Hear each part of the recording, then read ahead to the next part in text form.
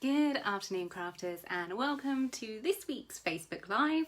We are here in the Carnation Crafters group. I'm going to give it a couple of minutes just so that everyone who wants to join us live can find us live. Today we'll be going through a few techniques rather than building a full card. We've had quite a lot of requests for quite specific techniques, so we thought we could indulge those this afternoon. By all means, as always, please do get interactive with us. Please do say hi. Let me know what you're up to. Hope you're all keeping safe and well. Sorry, my phone's pinging already. It is just how it always goes with this one. Hopefully you didn't hear that. Hopefully I remembered to turn it off this time. Sorry, it's still going, bear with. So yes, hopefully we won't try and get too distracted through this one, so I can actually concentrate on bringing you the technique demonstrations. So as I was saying, yeah, quite a few people have been asking in group for specific demonstrations linking to how to make card shapes, how to make apertures, things like that. So these are all kind of key baseline skills for our card making that we can really start to engage in and just up our level of enjoyment rather than, experience any frustrations or anything like that. We've got lots of people joining us already. So hi guys, thank you so much for tuning in. Lavinia's here. Hi lovely, you're all right. Harry's here as well. Hello. Penny's here as well. So yeah, do type in the comments. Let me know. As always, you can hear me and see me okay. More importantly, you can hear and see the demonstration okay as well. You may have seen a few little sneaky peeks. So yeah, there's quite a few exciting things coming very, very soon. So I'm sure throughout the demonstration, if you can persuade me enough, we might take a look at some of those sneaky things as well. So yeah, by all means, just comment away, let me know. Christine's here. Hi Christine. Jean's here as well. Jean from Stoke. Hi Jean. Paul is here as well. Hi Paul. Yeah, I think sometimes, especially on like the live shows on Create and Craft and things like that, we don't often as demonstrators get the opportunity to go right back to how to cut a card shape, how to align your apertures and things like that, because obviously we're demonstrating the new product. So it's a really lovely opportunity to engage with you guys, enjoy a chat this afternoon and get down to some technique demos as well. So as we go through, as I keep saying, do ask any questions. You guys know by now, I mean, we've been doing this quite a while, that it is a bit of a giggle when I'm trying to do reading comments, talking out loud, demonstrating, working a mobile phone for video, all in a tiny space. It isn't my normal office because obviously everything going on at the moment means we're all working from home. But yeah, just message away, let me know, and we will try and keep up to date with all the comments coming in as well. Janine's here. Hello, gorgeous lady. Thank you for joining us. And Barbara as well. Hello, lovely. So I think without further ado, I will turn the camera around, attempt not to drop it, and we can get straight into some demonstrations. So bear with me. Okay, that went seamlessly for once. Paul, how many times do we have to tell you? Of course you'll spill the beans. I know, this is the great thing because I'm let loose and because it's live, no one can really stop me, which is fantastic. So, one of the key questions we get asked quite a lot is how do you make A, card shapes, but B, easel cards from particular card shapes? Or die sets, should I say. So, for this demonstration, what I will be using is the Pretty Shabby circles. So these are a range of nested designs, nested dies with what is essentially a torn edge. So you've got all these little ripples, all these little kind of vintage, scuffed up looking torn edge, but with that kind of finesse that you always come to know from Carnation Crafts, because you can see all the way around you've got these really pretty details of a stitch line as well. So it gives you a little bit more detailing on the edge. Let me just bring this one and hopefully you can see it because it's on white card. But you see how you get this lovely detailing effect all the way around that die cut there. Jacqueline has joined us from Denver, Colorado. Morning, Jacqueline, to you. Carla's here as well. Everyone's saying stop teasing this. We'll get through the demonstration first, and then we might have a look at some sneaky peeks as well. So yeah, do stay tuned in. Right, so what we need to do first, if we want to create either a card blank or an easel card, we obviously need to cut that shape. So we're taking a piece of A4 cardstock. This is the Perfect Smooth. I think it's 240, 250, around about that GSM. and we're going to take our outermost nested die.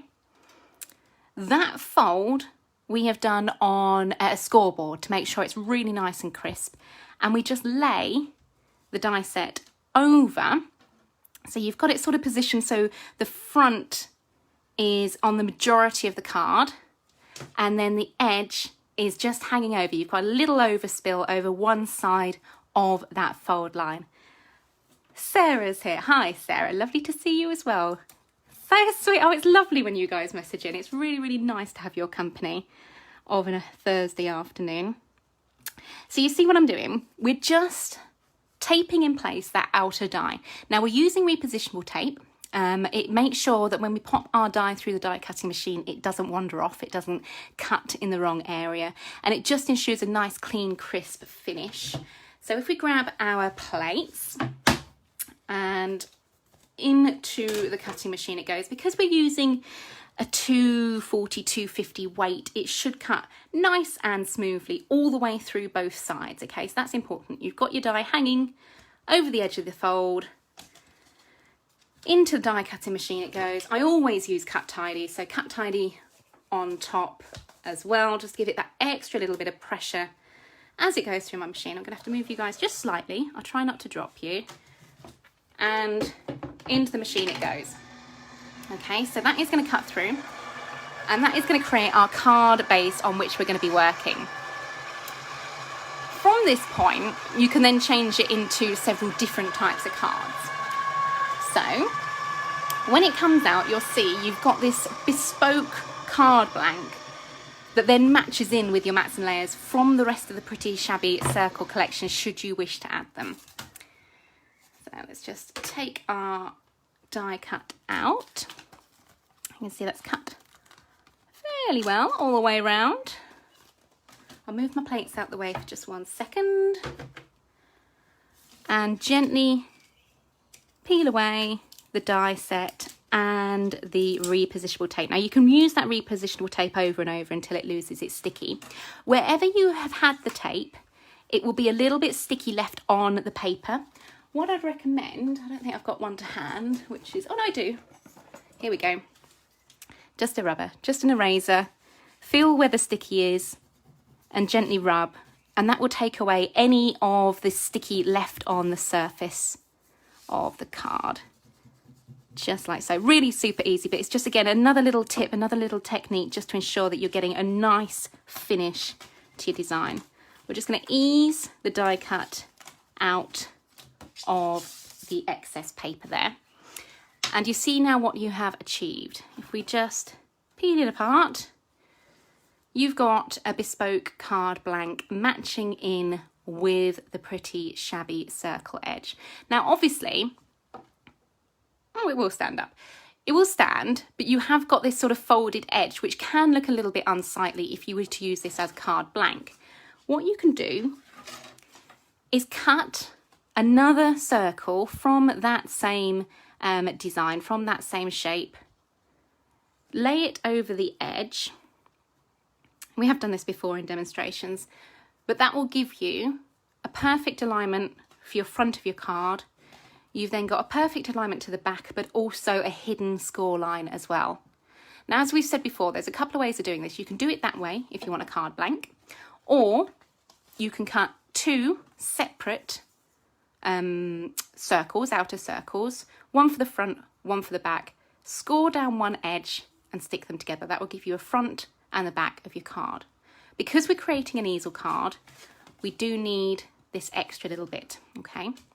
Next up, we want to create that easel motion that you're all probably quite familiar with. To achieve that, we want to bring in our scoreboard. So just gently move everything out of the way. The scoreboard I use is a Caterpillar one. I'm going to be using it just with the ball tool straight onto the board, but it does come with like a metal, I want to say a metal rule perhaps. I can get it out, something like this, which will slot in to your inches gauge at the top, and then you can fold the paper over and then use a different side of the ball tool to then just position it and make a much deeper fold. It kind of hugs the paper round the fold line, but just for the purpose of this I will be using it as standard. Now, because you have cut this into the card, you do have I say you've got a front and a back. Technically you've got a front and a back, so we're going to be working on the front half. To ensure your score line lays up or aligns up with your fold line, pop your fold line to the edge. Let me see if I can get that more in shot a little bit. Edge of the scoreboard. So bump that up against the edge of the scoreboard. You've got the front of your card downwards, and then you can really choose wherever you would like to score this, keeping your hand in place like so to hold your score, your fold line against the edge of the scoreboard. We can then just take a middle point and score down. Now, it might be that it is a little bit wonky, but it's only because I'm demonstrating with a camera in the way. Obviously take your time over it when you are at home. So there you go. You've got your score through the centre of the scoreboard, the top of your card there. Just, gently fold over and pinch down on that score line, like so. And I think you can probably see where we're going with this. You've got your easel motion coming into play.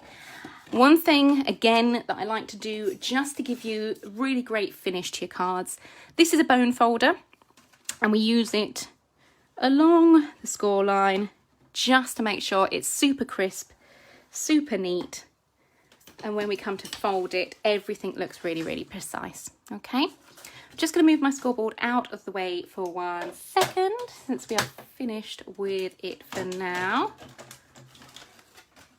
As I move it out of the way, it goes onto the pile on the floor, which is becoming even bigger as we speak. Okay, so now we need to make our little pop-up motion for our easel card. So remember that one that we cut of the same outer?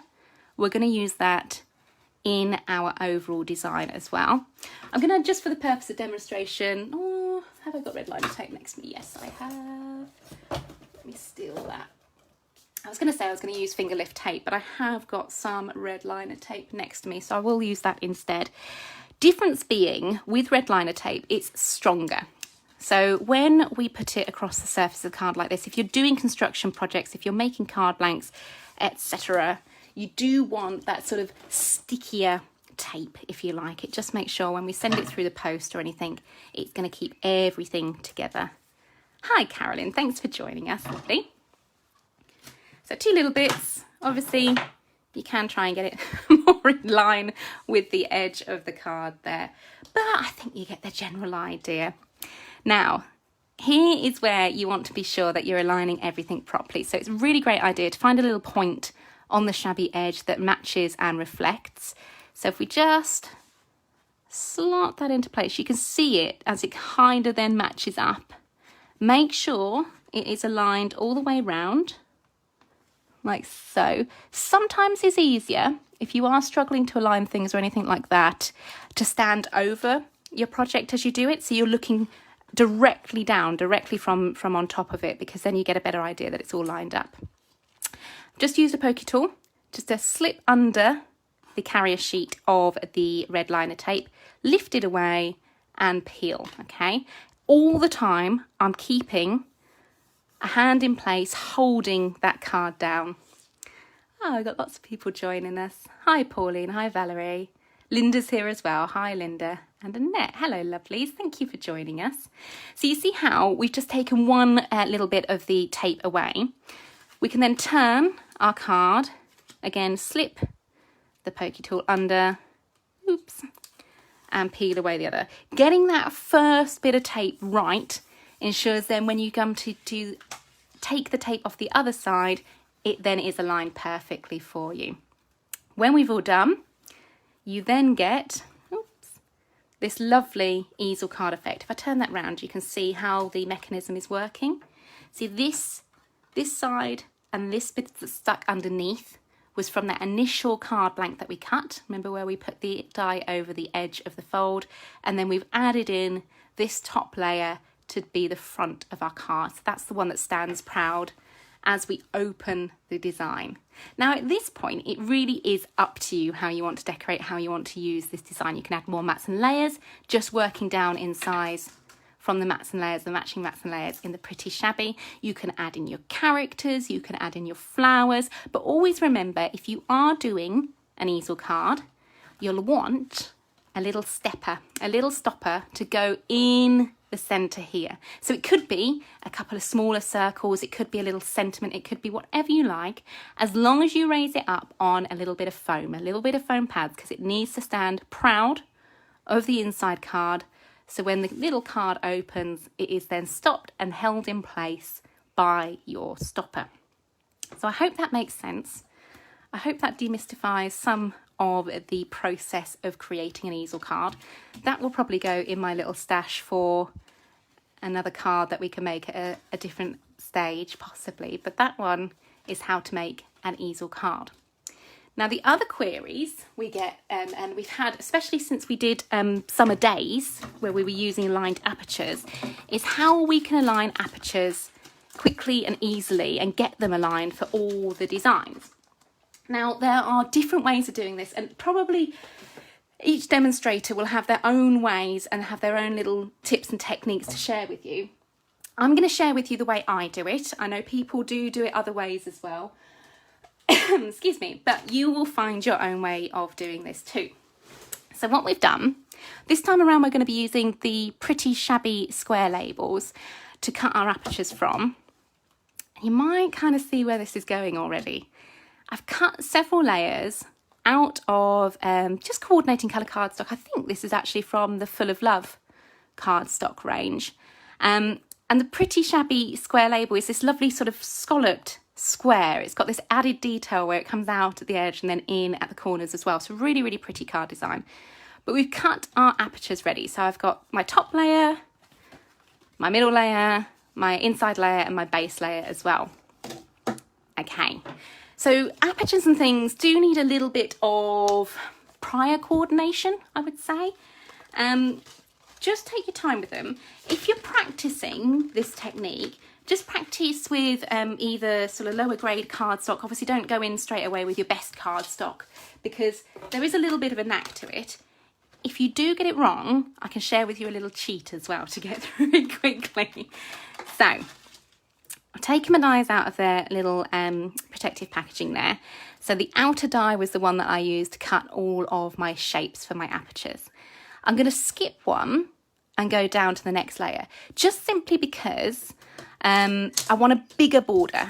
This is the great thing about die cutting. You can really choose however you want your design to be. I'm going to move my layers out for a second, just while we align our next die cut. Now, obviously, take your time with this. This is going to be your outermost die layer. It's going to be your border, if you like. So just take your time to align it. And we're going to use, again, repositionable tape. Even if you are using a magnetic mat within your die cutting machine, I would still 10 times over recommend your repositionable tape as well, just because it gives you that extra little bit of safety and support as you're going. Now, again, if you want to get like a really proper full-on alignment, you might even want to measure the center point and then have the center point of your dies all aligned properly. I do a lot of my work by eye. I don't know whether that's a good or a bad thing, but you see where I'm positioning the tape. Because this is going to be our cutaway, you want to stick your repositionable tape on the die and onto the cutaway, okay? That reduces any risk of ripping or tearing your outer layers, which is the ones you want to be working with, your finished pieces, if you like. So a little bit of repositionable tape into the die cutting plates as well, into the sandwich, a little bit of cut tidy, and our top plate. Now, a lot of people do ask me what plate combination I use for my cut and boss. You'll see it goes D, B, and A, then either piece of card or my magnetic shim followed by my die pointing upright, followed by my card, followed by my cut tidy, followed by an A plate. Having the plate combination that way really does reduce the amount of bowing when your plates start to curl and curve. And obviously you still need to swap your plates around and, you know, turn them around occasionally. But having the combination D, B, A, magnetic, die card, cut tidy and A does help that. What I will do afterwards is I'll pop that in the comments as well. So just if anyone wants to refer back to it, it will always be there. Into the machine it goes. And it's going to cut our first layer. So it's going to cut our very, very first border for our apertures. Any questions so far, guys? I'm hoping this makes sense. I don't know whether sometimes I ramble a little bit. Okay, so we've cut our border. So again, just always take your time with things. Gently peel your die cut away. Ease off the repositionable tape. If you do it gently, you've then got this excess, this cutaway aperture bit that you can use as a framing device in another project as well. So that can go into my excess stash. And we've got our first layer. We've got our first border. It will start making sense when I bring in the other layers. Okay. Now you can see that's going to give you a great alignment if you just want a border or a frame on something. You would just position it so you're layering the background up with the border, and because you're using those die sets that match that same outer frame, you then get that coordination all the way around. I'm going to move those out of the way just a second. If you then want to create an aperture effect where you're going down in, and you're kind of graduating the aperture, grab another one of your die sets. This time again I've jumped down one, so we've gone two smaller than the last, and leave your border in place lined up. If you find it easier, tape your border in place. Tape it down with a little bit of low tack tape. Take the next size down, or the next size down, and then use your border to position that die set evenly all the way around, okay? Try to not move it like I just did.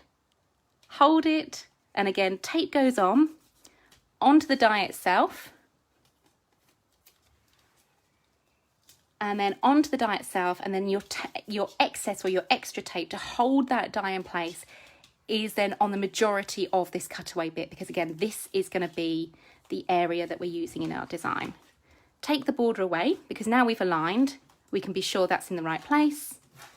Back into the die cutting machine, cut tidy, an A plate back on top, and into the die cutting machine it goes. Like so. Ruth says, come and live with me. I can take a while for these demos to sink in. Ruth, never worry. We always make every one of these Facebook Lives available after the Facebook Lives. You will find a whole catalogue, a whole back catalogue in the video section of the group. I know we have had quite a few requests to put them on. Oops, that was almost, oh, I nearly said the word then, the secret all over the floor. I know we've had quite a few requests to put the videos on YouTube. It is something we're working on, but just bear with is what I would say. Okay, so now you can see you've cut your next aperture. So again, flip it over, ease your frame away, bring back in your original border and align it. And you see how you've then got all the way round a perfect aperture. Everything's graduated, everything works perfectly. We'll do it again, just because again I can use these in another project as well. So same thing again, okay? So we are popping, don't necessarily need that outer one now. You can shuffle them to get them into place, make sure they're aligned, and then we can skip down in aperture sizes. We can go even smaller if you want to, or larger, it really doesn't matter. take whichever one you want for your next aperture design, hold your outer border in place like so, and position your die. Again, as I said, if you want to stand over it to get more of a eyes down view on it, it can be a little bit more helpful. Repositionable tape, making sure that's aligned. Again, as I've said before, you don't have to do this by eye. You can measure it, and then with a pencil lines, for example, but by eye, especially with a shabby edge, you can get away. There is margin for error on this with a shabby edge, which is quite fun. Okay, repositionable tape, again on the die and into the area we're cutting away. Just good practice. Is that aligned? Let's just double check it. Yeah, I think so. Might need a little tweak. So you see, even if we want to tweak, even if we want to adjust, because we're using that repositionable tape, that's a bit of a mouthful, isn't it? It all goes together pretty smoothly, like so, into the die cutting machine, moving our borders and our extra layers away, a plate and cut tidy back on top and into the machine. Now that's going to cut our last layer of our apertures.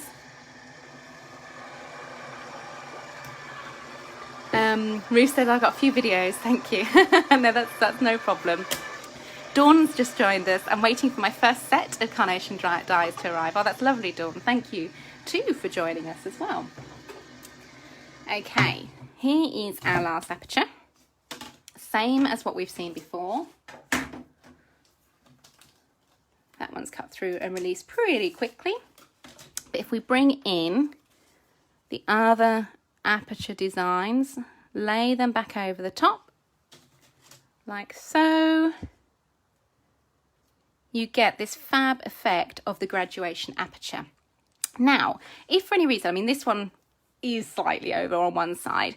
If for any reason you find that your aperture isn't quite aligned, you can have a little bit of a cheat on it, okay? What you can do is take a pair of scissors and trim. So I'll try and do it on one side that's a bit out of sync. That side's a little bit out of sync. Let's try it. So if you go in, if you have made a mistake at any point and you haven't got enough cord or you don't want to recut anything, trim. This is the easiest way to rectify any mistakes that you may have made when cutting your aperture. Essentially what you're creating is a piece of card where you can force the aperture to be central. So we've got, our outer borders. Now, because we've trimmed it down, you can align your aperture like so and force it to be central. Any areas that are sneaking out the side, just trim them. Just take them, trim them down like so. And then you've got a little cheats way of adding in the aperture. So it's not anything to be scared of. You haven't gone wrong. Even if you cut your aperture, as you've seen, and you've misaligned it, don't worry. Just turn it around, snip it down, and you can hide that under the mats and layers of the other aperture there as well. Now, a great thing to play around with apertures like this, graduating apertures, is perspective. So perhaps you want to use this on the front of a card as a topper. Rather than sticking it all flat, use a little bit of foam tape in between the layers, give it a little bit of height, give the layers a little bit of separation. It creates a really wonderful drop shadow. You don't even have to use thick foam. I mean, something like a 1mm foam, for example, foam tape would be fab for this because it's going to give you that little bit of height, added drama, but it's going to look fab when it's finished. I do hope that makes sense. Let me flip this camera back round. Yes, there we go. So do let me know, guys, if that, wow, that camera's a bit close, sorry.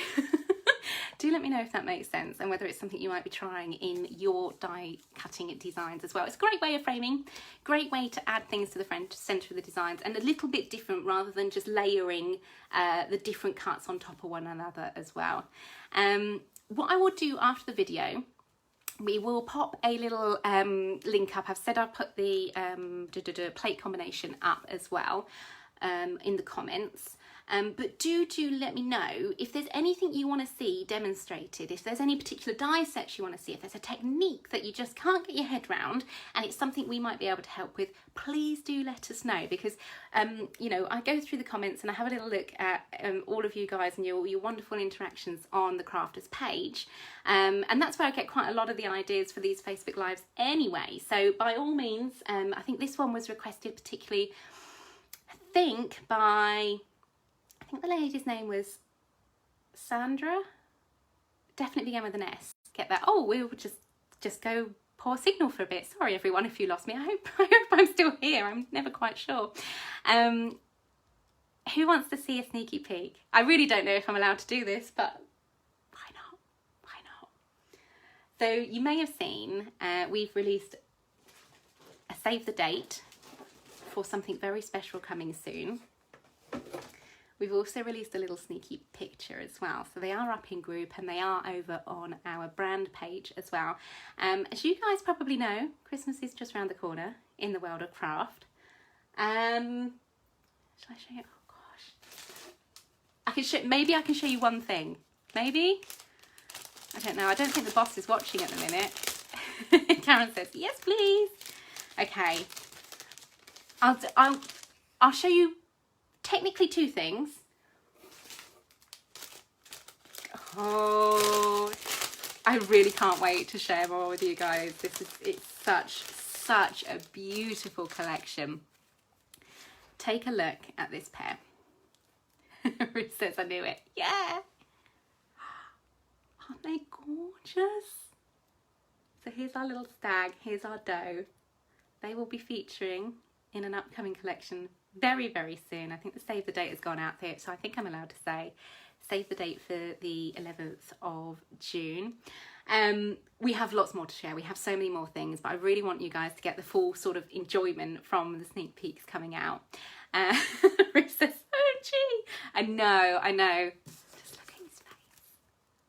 Oh, he is just divine. He is so handsome, and of course he does have his beautiful doe as well, really gorgeous in this lovely soft, very, I want to say grown up colour palette as well. It's an absolute dream. You should see this office I'm working in at the minute. It's literally floor to ceiling glitter and gold leaf. I'm trying to keep my other half out of it at the moment because I think he might be a little bit concerned at what the carpet looks like at the moment. Oh my goodness. So please do let me know in the comments as well what you're looking forward to seeing from Christmas, because we can't wait to share it with you either. And we will always do, as we always do, a show preview ahead of the date as well. So do keep your eyes peeled on that. We will be releasing information on the events page on our brand page, Carnation Crafts UK. And of course, we will be adding more sneak peeks to the group as well. So do join in, do let us know what you think of the samples and things. It's always great to have your feedback as well. And do you know what? It's so lovely to see what you guys have been making with the different collections that have come out. You know, I've been really enjoying what you've been doing with Hi Friend from Garden Safari. So yeah, it's just an absolute delight. So thank you so much for sharing all your wonderful makes within group as well. And Valerie's looking forward to everything. Yeah, me too, Valerie, actually. I have to say, it's always a lot of fun, isn't it? Karen thinks it looks lovely. Yeah, it really does. So it's a lot of fun. So I'll pop the details up of the plates afterwards. I will be around for a little while after the video, so if you do have any questions, by all means just type them away. Perhaps you don't want to, you know, advertise your question to the whole world. That's absolutely fine. You can always private message us on our brand page, Carnation Crafts UK as well, and we will get back to you.